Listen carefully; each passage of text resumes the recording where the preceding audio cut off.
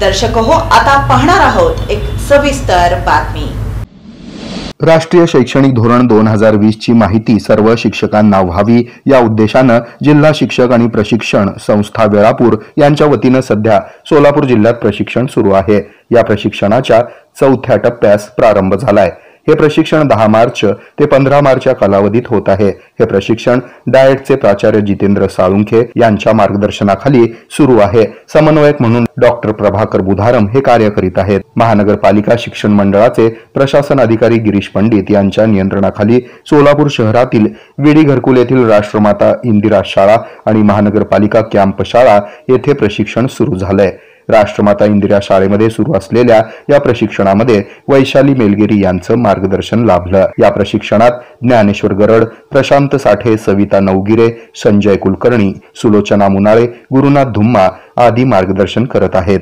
फक्त 51 ला भारतातील आमची गोष्ट करत नाही। 1951 ला फक्त भारताचा शिक्षणाचा दर किती होता?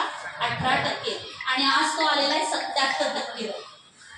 अजूनही आपण कमीच आहोत। 77% पर्यंत आपण सध्या करतोय प्रौढ शिक्षणाचं वगैरे सगळं साक्षरतेसाठी प्रयत्न करतोय। तर या पद्धतीने आणि विद्यापीठांची पण संख्या जवळजवळ 1114 गेलेली आहे भारताची। आणि आता सुद्धा आपण परदेशी विद्यापीठ येणार आहे आपल्याकडे, वाचली असेल तुम्ही न्यूज। परदेशी भारत सरकारने, राज्य सरकारने, त्या राज्य सरकारांनी प्रयत्न करण्यास सुरुवात केली। 1951 ला ही परिस्थिती आल्यानंतर 1952 ला माध्यमिक शिक्षण आयोग भारतामध्ये आला। लक्ष्मण स्वामी मुदलियार हे त्याचे अध्यक्ष होते। लक्ष्मण स्वामी मुदलियार यांच्या अध्यक्षतेखाली माध्यमिक शिक्षण आयोग भारतामध्ये आला। हा आयोग आम्हाला काय सांगत होता बरं? हा आयोग सांगत होता माध्यमिक शाळांची संख्या ही वाढली गेली पाहिजे, उत्पादक कार्यक्षमता वाढली गेली पाहिजे आणि त्यासाठी शाळांची संख्या वाढली पाहिजे। 1952 चा माध्यमिक शिक्षण आयोग आम्हाला सांगत होता। भारत सरकारने, राज्य सरकारने, त्या राज्य सरकारांनी प्रयत्न करण्यास सुरुवात केली।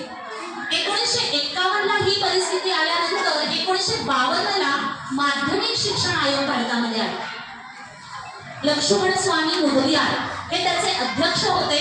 लक्ष्मण स्वामी मुदलियार यांच्या अध्यक्षतेखाली माध्यमिक शिक्षण आयोग भारतामध्ये आला। हा आयोग आम्हाला काय सांगत होता बरं? हा आयोग सांगत होता माध्यमिक शाळांची संख्या ही वाढली गेली पाहिजे, उत्पादक कार्यक्षमता वाढली गेली पाहिजे आणि त्यासाठी शाळांची संख्या वाढली पाहिजे। 1952 चा माध्यमिक शिक्षण आयोग आम्हाला सांगत होता। 10+2+3 जो आपण आजपर्यंत राबवतो।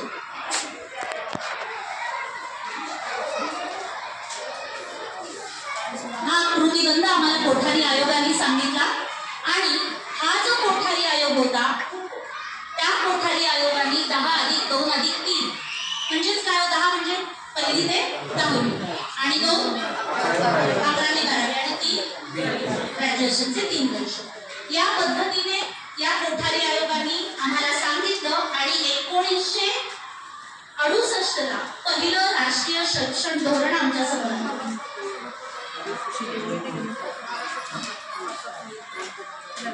2020 ला आपले सन्माननीय पंतप्रधान नरेंद्र मोदी यांच्या नेतृत्वाखाली हा जाहीर झालेला आहे। अशी ही 2020 पर्यंतची स्वातंत्र्यापासून 1947 पासून 2020 पर्यंतचा भारतीय शिक्षण व्यवस्थेचा इतिहास माझ्या परीने तुमच्या समोर मांडण्याचा मी प्रयत्न केलेला आहे। हे आहे मेट्रोकास्ट केबल नेटवर्क आणि आपण पाहत आहात द न्यूज